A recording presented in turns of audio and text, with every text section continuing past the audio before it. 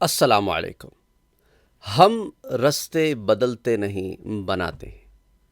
بے شک رستے بنانے والے اللہ کی ذات ہے، لیکن میں یہ ایک تھاٹ پروسیس کی بات کر رہا ہوں۔ جب ہم ہوپ لوز کرنے لگتے ہیں، لائف میں ہوپ لیس ہو جاتے ہیں اور زندگی کے بعض زاویوں میں ہم سمجھتے ہیں کہ بس اس کے بعد تو کچھ ہو ہی نہیں سکتا، سارے دروازے بند ہو گئے ہیں، اس وقت یہ مائنڈ سیٹ اگر آپ کا ہو تو بہت ساری چیزیں آسان ہو سکتی ہیں۔ رستے بنانے کے لیے محنت کریں، رستے بدلنے کے لیے محنت نہ کریں۔ رستے کیسے بنائے جاتے ہیں اس کے اوپر غور و فکر کریں۔ کبھی کبھی ایسے بھی ہوتا ہے کہ زندگی میں ایک سیٹ بیک آتا ہے، ایک فیلئر آتا ہے، ایک چیز ہم کرنا چاہتے ہیں وہ نہیں ہوتی، کوئی بات نہیں، کچھ اور کر لیں گے، اپنا رستہ کسی اور ڈگر کی طرف بنا لیں گے۔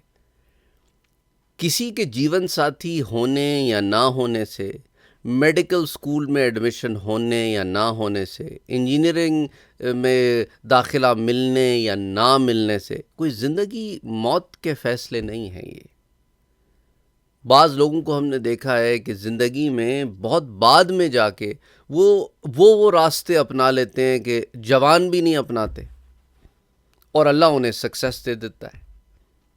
تو یاد رکھو، اپنا مائنڈ سیٹ جو ہے نا وہ گروتھ مائنڈ سیٹ رکھو۔ گرو کرنا ہے ہم نے، اپنے آپ کو فکسڈ مائنڈ سیٹ سے باہر نکالو۔ اب مثال کے طور پہ میں آپ کے ساتھ دو چار باتیں اور ڈسکس کروں گا، ہو سکتا ہے تفصیلاً ڈسکس کروں۔ آپ کو یاد ہوگا کہ مکی دور میں حضور اکرم صلی اللہ علیہ وآلہ وسلم کے جو صحابہ، جو اسلام میں داخل ہونے والے جو لوگ تھے، ان میں سے اکثر تعداد ہجرت کر کے حبشہ چلے گئی تھی۔ ایک دفعہ نہیں بلکہ 2 دفعہ ہجرت کر کے گئے تھے، کیونکہ اللہ نے چاہا کہ اس کے بندے ایک رستہ بنائیں جہاں وہ جا کے سکون سے اس رب کی عبادت کریں، اور اس رب نے نہیں چاہا کہ کچھ لوگ مکے کو چھوڑ کے جائیں، کیونکہ اگر سبھی مکے کو چھوڑ کے چلے گئے تو پھر ایمان والے تو مکے میں ختم ہو جائیں گے۔ تو بعض لوگوں کے لیے ٹیمپریرلی راستے بند معلوم ہونے لگے کہ بھئی ہم نہیں جا سکتے کیونکہ وسائل نہیں ہیں، یا ہم نہیں جا سکتے، یا ہم جانا نہیں چاہتے، what ever is the reason, لیکن کچھ لوگ پیچھے رک گئے۔ شیب ابی طالب کا واقعہ ہوا، 3 سال ایسے گزرے کہ معلوم کیا ہوتا تھا کہ سارے راستے بند ہیں۔ شیب ابی طالب کا معاملہ پھر ختم ہو گیا، رستہ کھل گیا۔ لیکن اس کے بعد کیا ہوا کہ 2 ایسے واقعات ہوئے کہ جو بہت ہی غم کے واقعات تھے۔ ایک ہی سال حضرت خدیجۃ الکبریٰ رضی اللہ تعالی عنہا کا بھی وصال ہوتا ہے اور حضرت ابو طالب کا بھی وصال ہو جاتا ہے۔ دونوں کا انتقال ہو گیا چند ہفتے یا چند دنوں کے فاصلے سے، اور اب بنو ہاشم کی باغ ڈور ابو لہب کے ہاتھ میں آ گئی، اور فیملی کا ایک سپورٹ سسٹم جو تھا نا لیڈرشپ کی طرف سے، وہ بہت افیکٹڈ ہوا۔ وہ خود حضور صلی اللہ علیہ وآلہ وسلم کے خلاف آواز بلند کرتا کہ جب گھر والے ہی آواز بلند کر رہے ہوں آپ کے خلاف تو باہر والے تو اور شیر ہو جاتے ہیں۔ نتیجہ کیا نکلا کہ مکے کے اوباش قسم کے لوگ، وہ بھی اسلام کے راستے میں رکاوٹیں، جنہیں ہمت نہیں ہوتی تھی، وہ بھی رکاوٹیں ڈالنے لگے۔ تو بظاہر کیا ہو رہا تھا؟ رستہ مکے میں بند معلوم ہو رہا تھا۔ کوئی بات نہیں، میرے رب نے اپنے نبی کو طائف کی طرف بھیج دیا، ایک راستہ کھول دیا، جاؤ اس راستے پہ۔ میرے نبی طائف کی طرف چلے گئے، وہاں پر عمر ابن عمیر ثقفی، بنو ثقیف کی حکومت تھی۔ بنو ثقیف قبیلہ ہے جو وہاں آباد تھا، تو اس کے جو سردار عمر ابن عمیر کے بیٹے تھے عبدی اللیل، حبیب اور مسعود، ان سے حضور کی ملاقات ہوئی۔ میرے پیارے نبی نے ان سے کہا کہ مجھے طائف میں دعوت دینی ہے، اسلام کی دعوت دینی ہے، اسلام کی تبلیغ کرنی ہے۔ انہوں نے کہا نہیں، آپ یہاں نہیں کر سکتے۔ تو بظاہر کیا ہوا؟ راستہ بند۔ پر میرے نبی نے، کیونکہ اللہ کا حکم ہے، دعوت کا معاملہ جاری رکھا۔ انہوں نے بھی ایک حکمت عملی یہ کی کہ انہوں نے حضور کے راستے کو روکنے کے لیے اوباش قسم کے لوگ حضور صلی اللہ علیہ وآلہ وسلم پر پتھر برسانے کے لیے لگائے۔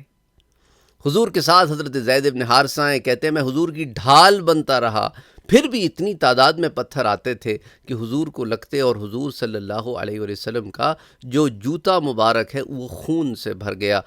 اب بظاہر راستے بند نظر آ رہے ہیں، لیکن انہی راستوں میں سے ایک راستہ وہ انگور کا باغ ہے جہاں میرا مدنی داخل ہوتے ہیں، اور اللہ سبحانہ و تعالی حضور کے لیے انتظام فرماتے ہیں کہ وہاں ایسا معاملہ ہے کہ وہاں پہ 2 کافر ہیں لیکن مکے والے ہیں، برادری کا معاملہ ہے، اتبا اور شیبہ بنو امیہ سے تعلق رکھتے ہیں، بنو ہاشم سے بھی نہیں ہے، لیکن ہے تو قریش۔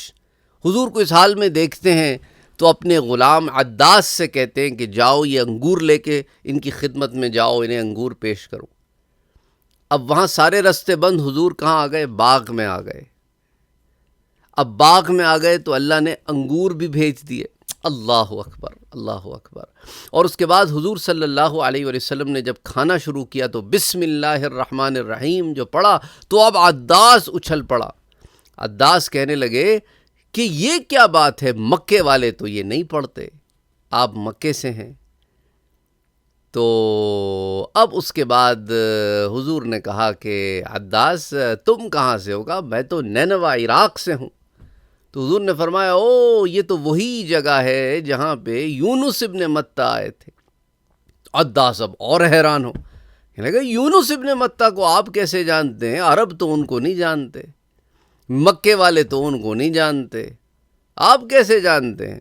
تو حضور نے کہا کہ یونس ابن متہ جو پیغام لے کے آئے تھے نا، وہی پیغام میں لایا ہوں۔ انہیں سمجھ نہیں آتا کہ قولوا لا الہ الا اللہ، کہو کہ اللہ ایک ہے، صرف اسی کی عبادت کی جائے گی، اس کے علاوہ کوئی الہ نہیں ہے، پر انہیں سمجھ ہی نہیں آتا۔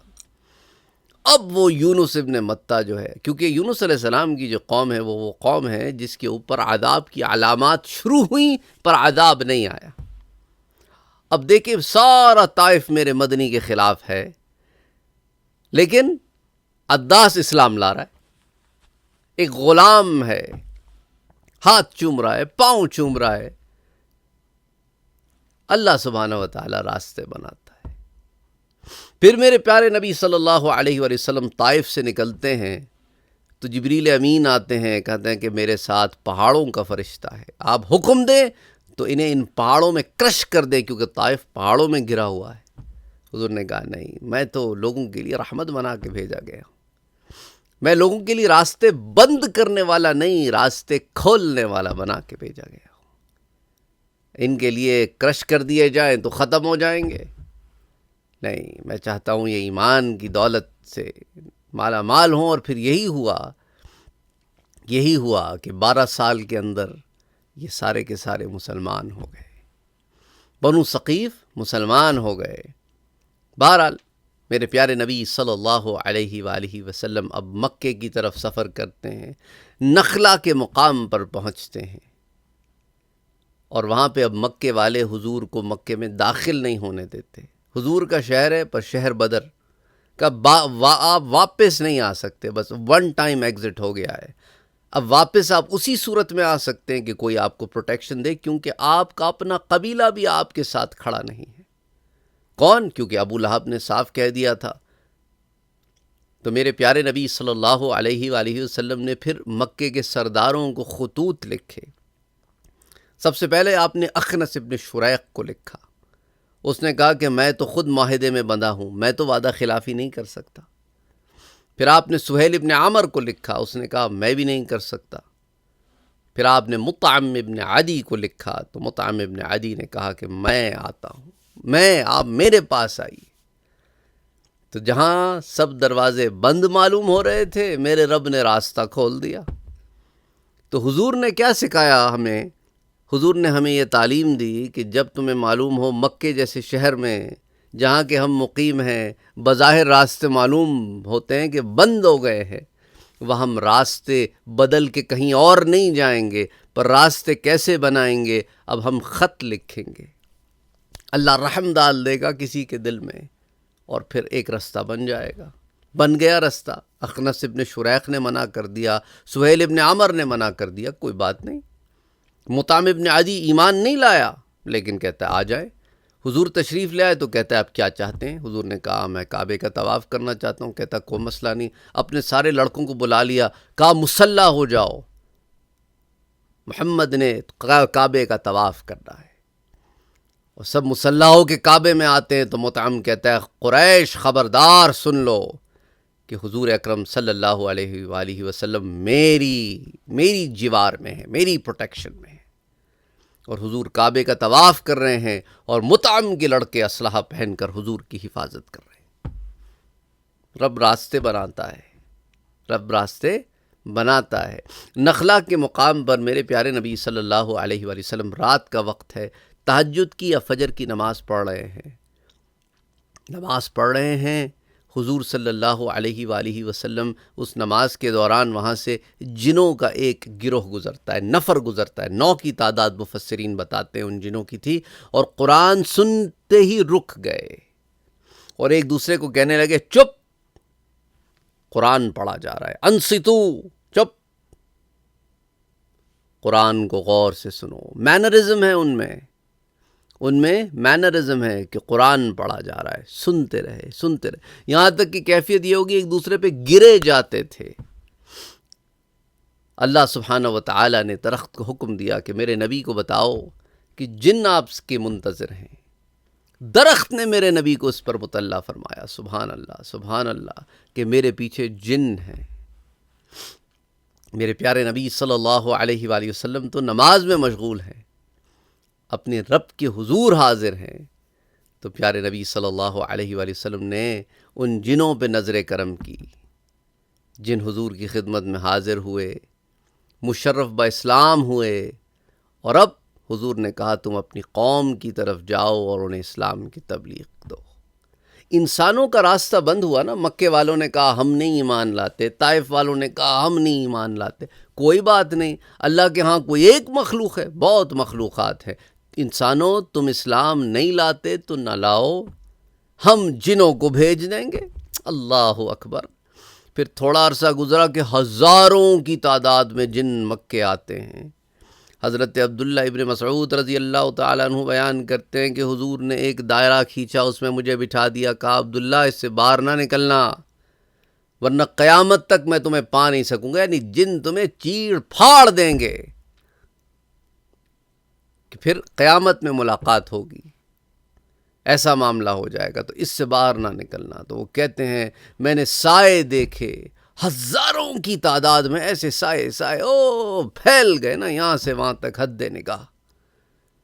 اللہ اکبر، اللہ اکبر، اللہ اکبر۔ تو یاد رکھو لا تقنطوا من رحمت اللہ، اللہ کی رحمت سے نا امید نہ ہونا۔ وہ ایک بخاری شریف میں آپ نے ایک قاتل کا ذکر بھی سنا ہوگا نا، جس نے 99 قتل کر دیے تھے، 100 بھی قتل کر دیا۔ پھر ایک بزرگ کے پاس آئے، انہوں نے کہا اچھا ایسا کرو کہ اب تم توبہ تائب ہوتے ہو تو فلاں جگہ جاؤ، وہاں اللہ والے رہتے ہیں، ان کی صحبت اختیار کرو تاکہ تمہیں ایک صحبت کے ذریعے اللہ ایک تو تمہیں معاف بھی کر دے، پھر آئندہ آنے والی زندگی میں تمہارے لیے آسانیاں بھی پیدا ہو جائیں۔ وہ چلا تو راستے میں فوت ہو گیا۔ اب فرشتے آئے تو عذاب کے بھی آئے، رحمت کے بھی آئے۔ عذاب والے کہتے ہیں ہم لے جائیں گے، رحمت والے کہتے ہیں اس کی روح ہمیں دے دو۔ اللہ اکبر۔ اس پہ ہم پہلے بات کر چکے ہیں نا، برزخ کے فرشتے آتے ہیں، برزخ میں جب انسان کے جانے کا وقت ہوتا ہے تو فرشتے آتے ہیں نا اس کی روح لینے کے لیے، تو یا تو عذاب کے آتے ہیں یا رحمت کے آتے ہیں، یا دونوں آ گئے، دونوں میں معاملہ ہو گیا کہ ہم لے جائیں گے۔ اللہ سبحانہ و تعالی یہاں اپنی رحمت کو ظاہر فرمانا چاہتا تو پہلے ہی رحمت والوں کو بھیج دیتا، لیکن نہیں، فرشتوں پر بھی اس بات کو واضح فرمانا چاہتا ہے، اپنی رحمت کا ذکر کرنا چاہتا ہے، اسے مثال کے طور پر ہمیں پہنچانا چاہتا ہے تاکہ ہم اپنے رب کی رحمت کو جانیں۔ تو اللہ نے فرشتوں کو کیا کہا کہ ایسا کرو، پیمائش کرو، ناپو، یہ جہاں سے آ رہا تھا گناہ کر کے وہاں پہ سے زیادہ قریب تھا، یا جہاں سے گناہوں کی زندگی چھوڑ کے جہاں سے چلا تھا نا وہاں سے زیادہ قریب تھا، یا اللہ والوں سے زیادہ قریب تھا۔ پھر اللہ نے حکم دیا اس زمین کو جو اللہ والوں کے قریب تھی کہ تو سکڑ جا، تو فرشتوں نے پیمائش کی تو وہ پیمائش کم نکلی کہ وہ زیادہ قریب تھا ان رحمت کی بستیوں سے، ان اللہ والوں کی بستیوں سے، ان اولیاء کی بستیوں سے۔ تو اللہ نے کیا کہا، رحمت کے فرشتے سے لے جائیں، کیونکہ جب اللہ رحم کا معاملہ فرماتا ہے تو پھر آسانیاں بھی فرما دیتا ہے۔ معاملے آسان کر دیتا ہے میرا رب، یہ بات یاد رکھنا۔ پھر ایک سوال آیا کہ سر برزخ میں جو لوگ ہوتے ہیں، اگر کوئی ان لوگوں سے نہ مل سکے، جیسے ہم نے پہلے روایات میں پڑھا کہ ایک روح جب آسمانوں میں جاتی ہے اور ان سے ملتی ہے جو اس کے پیارے وہاں ہوتے ہیں، اور اس میں ایک بات میں نے آپ سے یہ بھی ذکر کی تھی کہ وہ اولاد جو ماں باپ سے پہلے فوت ہو چکی ہوتی ہے، وہ ماں باپ کے استقبال کے لیے وہ ارواح، خاص ارواح آتی ہیں، وہ استقبالیہ آتی ہیں اور باقی ارواح گھیر لیتی ہیں۔ اللہ اکبر، اللہ اکبر۔ اس کے بعد جب وہ آپس میں ایک دوسرے سے سوال جواب کرتے ہیں تو کسی ایسے شخص کے بارے میں پوچھتے ہیں کہ آنے والی روح کہتی ہے وہ تو پہلے فوت ہو چکا ہے، تو وہ تو پہلے فوت ہو چکا ہے تو آیا نہیں؟ انہوں نے کہا نہیں آیا نہیں۔ تو پھر وہ روحیں جو وہاں ہوتی ہیں عالم برزخ میں، وہ کہتی ہیں معلوم یہ ہوتا ہے کہ وہ عذاب میں جکڑ لیا گیا ہے۔ اب عذاب میں جو جکڑ لیا گیا ہے، اس سے سوال یہ پیدا ہوتا ہے کہ کیا وہ ہمیشہ عذاب میں جکڑا رہے گا؟ ضروری نہیں ہے۔ اگر تو وہ کافر تھا، مشرک تھا، منافق تھا تو ہاں، ہمیشگی کا عذاب ہے، پھر جہنم میں ڈالا جائے گا۔ برزخ میں بھی عذاب ہے اور جہنم میں بھی ڈالا جائے گا۔ ایمان والا تھا پر گناہ گار تھا تو ہو سکتا ہے، اس پر میں نے پہلے بھی بات کی تھی، آئی ڈونٹ نو، ہو سکتا ہے وہ دروس آپ لوگوں نے نہ سنے ہوں، تو گناہ گار مسلمان سے متعلق بھی ہم نے برزخ کے حالات پہ بات کی تھی۔ تو اس کے ساتھ پھر یہ معاملہ ہے، یا تو اللہ سبحانہ و تعالیٰ اپنی رحمت سے اسے بخش دے کہ بہت عمر والا تھا، اللہ عمر گزار کے جانے والے مسلمانوں پر گناہ گار بھی ہوں تو ایک وقت کے بعد انہیں معاف کر دیتا ہے، یا پھر ایسا بھی معاملہ ہوتا ہے جیسے ہم نے پہلے بھی پڑھا کہ بعض لوگوں کو ایک عرصہ گزر جائے عذاب میں، ایمان والے تھے، اللہ معاف کر دیتا ہے، تو وہ ہمیشہ عذاب میں رہیں۔ اللہ سے امید ہے کہ ایسا نہیں ہوگا، اس کی رحمت سے امید ہے، اللہ سے امید ہے کہ وہ رحمت اپنی نازل فرمائے گا اور انہیں بخش دے گا، انہیں معاف فرما دے گا۔ پھر سوال یہ پیدا ہوتا ہے اچھا اگر برزخ میں عذاب ہو گیا تو قیامت میں نہیں ہوگا؟ نہیں، برزخ میں عذاب تو وہ ایک سمجھ لینا کہ ایک سٹارٹنگ ہے۔ برزخ میں کسی کو عذاب ہو تو قیامت میں چھٹکارا ہو جائے گا، یہ ضروری نہیں ہے، کیونکہ جن معاملات میں برزخ میں عذاب ہے اس کے علاوہ اور معاملات بھی ہیں جن میں قیامت میں پکڑ ہو سکتی ہے۔ تو اس لیے یہ بات یاد رکھیں کہ ایک دوسرے کو وہ نہیں کرتا۔ ہاں، جیسا مثال کے طور پہ بعض شہداء کو قیامت میں پکڑ لیا جائے گا حقوق العباد کے مسئلے میں۔ برزخ میں تو آسانی تھی، لیکن وہاں جنت میں داخلے سے پہلے والے پل پہ حقوق العباد کا جو پل ہے وہاں پکڑ لیا، پل صراط سے بھی نکل گئے، حقوق العباد پہ پکڑے گئے۔ اسی طرح معاملے مختلف ہی ہیں، تو امید یہی ہے کہ ایمان والوں کو اللہ سبحانہ و تعالیٰ ایونچولی جو ہے وہ جنت میں داخل فرما دے گا۔ اب کن مراحل سے، اس کی ڈیٹیلز تو ہمارے پاس نہیں ہے، ہم جنرلائز کر سکتے ہیں نا، کیونکہ لوگ انڈیویجول، ہاں بھئی اس کا کیا معاملہ، اس کا کیا معاملہ، اللہ نے اتنا علم ہمیں نہیں دیا، وما اوتیتم من العلم الا قلیلا، تھوڑا سا علم دیا ہے، جنرلائز فارم میں بات کرتے ہیں، بس دیٹس اٹ۔ تو امید کرتا ہوں جنرلائزیشن کو آپ سمجھ سکتے ہوں، کیونکہ پھر وہ ایک ایک سوال ایک ایک اس طرح آئے تو پھر اس کے تو کوئی حد ہی نہیں ہے نا ان سوالوں کی، تو اس لیے کوشش یہی ہوتی ہے کہ ہم چیزوں کو جنرلائز فارم میں ایکسپلین کر دیں۔ اللہ کی رحمت سے امید ہے ایصال ثواب، اب دیکھیں نا اس کی توفیق بھی تو اللہ دیتا ہے نا، کسی کو بخشنا چاہتا ہو تو یہاں اس کے پیچھے رہنے والوں کو ایصال ثواب کی، اس کے لیے دعا کرنے کی توفیق اللہ دے دیتا ہے، تو وہ ایصال ثواب کرتے ہیں، اس کے لیے دعائیں کرتے ہیں، وہاں اس کے لیے معاملے آسان ہو جاتے ہیں، اس پہ سے عذاب ختم ہو جاتا ہے، وہ آگے نکل جاتا ہے۔ یہ سارے معاملات اللہ سبحانہ و تعالیٰ کی طرف سے ہوتے ہیں، تم کیا سمجھتے ہو؟ تم کرتے ہو؟ نہ کتنے لوگ ہیں جو اس دنیا سے چلے گئے، کوئی پوچھنے والا نہیں ہے، کوئی یاد کرنے والا نہیں ہے، کوئی دعا کرنے والا نہیں ہے، کوئی ایصال کرنے والا نہیں ہے، وہ کہتے ہیں اچھا ہوا بھائی گیا، بھائی جان چھوٹی، تو اللہ سبحانہ و تعالیٰ جس پہ رحم فرماتا ہے تو کرم بھی فرماتا ہے۔ تو یاد رکھو لا تقنطوا من رحمت اللہ، اللہ کی رحمت سے نا امید نہیں ہونا، اور اگر زندگی میں کبھی ایسے ہو جائے کہ کہیں ایسے ہو کہ بھئی رستے کچھ بند معلوم ہوتے، کوئی بات نہیں، رب سے دل لگاؤ، رب سے لو لگاؤ، اس سے مانگتے رہو اور کوشش بھی کرتے رہو، صرف مصلی پہ نہ بیٹھے رہو، کوشش بھی کرتے رہو، اللہ راستے پیدا فرما دے گا تمہارے لیے، ڈونٹ وری۔ Don't worry. اللہ پہ وہ کہتے ہیں نا توکل کا یہ مطلب ہے کہ خنجر تیز رکھ اپنا، کہ بھئی تمہارا کام ہے کہ خنجر تو اپنا تیز رکھو نا، نتیجہ اس کی تیزی کا مقدر کے حوالے کر. تو کچھ کام تم نے بھی کرنا ہے، لیس للانسان الا ما سعی، کچھ محنت تم نے بھی تو کرنی ہے. بہرحال السلام علیکم ورحمۃ اللہ وبرکاتہ.